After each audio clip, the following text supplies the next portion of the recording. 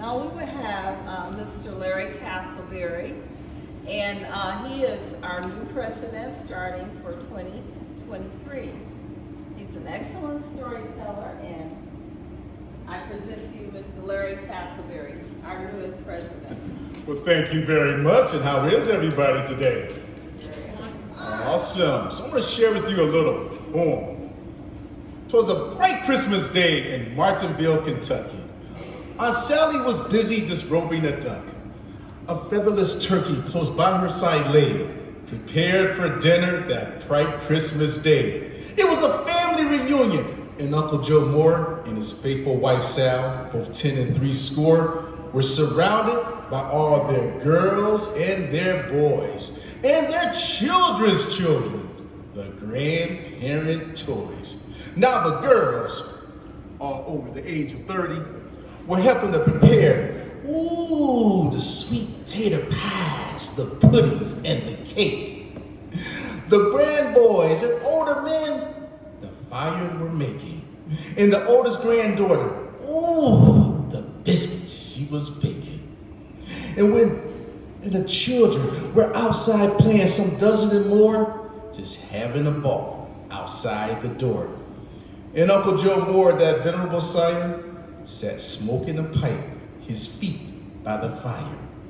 Now when the midday bell tolled, the feast was complete.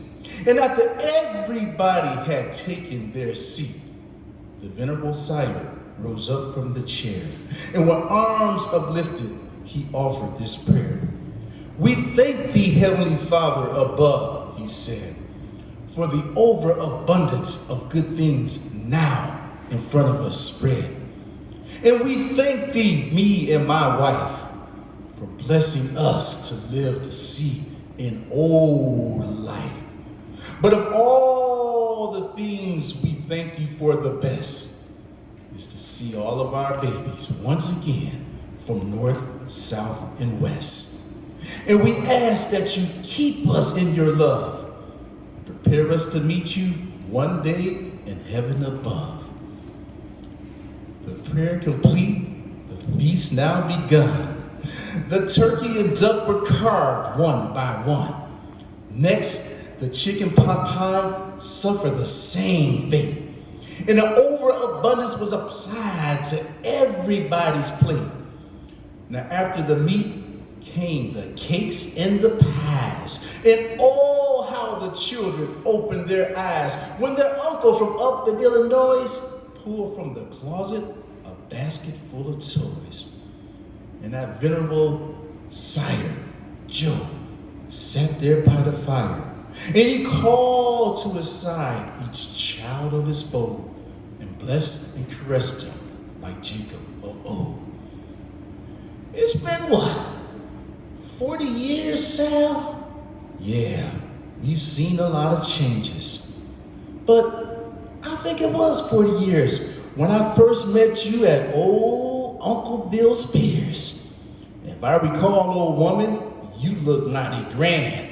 And I was then children, a good-looking man. I remember I walked you home that night, but before I got home, I got in a fight. Old Tom Scott, a patroller, insulted your mother while I knocked him down and Ed, his brother. I asked your mother that very night if she would be my wife. And she said, why, Joseph? Why, yes. Why not? Since you risked your life for me up on the road when you fought old Tom Scott, why, Joseph? Why not? But the very next day, my master sold me away to an old slave trader there from East Tennessee. And I went for 90 days without seeing your mother or working on that farm. Until me and another farmhand, we run off. And we run into good luck because we soon found ourselves on the shore of old Kentucky. Now, before my master knew I'd run away, I took your mother and married her that same day. We were married in Scottsville by old Pete Brown. Now, he was an old minister in town who didn't care if our masters approved or not, so long as he got a $2 bill or big that next Christmas, our Lucy was born. Now, you know, Sal, the next of the past I can remember is when we moved here that following September. Then the war broke out, and old Master died. And I remember, Sal, that you and Mrs. were right by his side. Then I left you and the children to go fight for the Union and our freedom one summer night. And Abraham Lincoln, he set us all free. And I tell you, there in Martinsville, it was a great jubilee. Then you children worked hand in hand and bought for your mother and I this house and this land. Then some of you got married and moved out west. But your mother and I, along with the rest, stayed on the whole homestead, working night and day, farming and a trucking. But we made that work pay.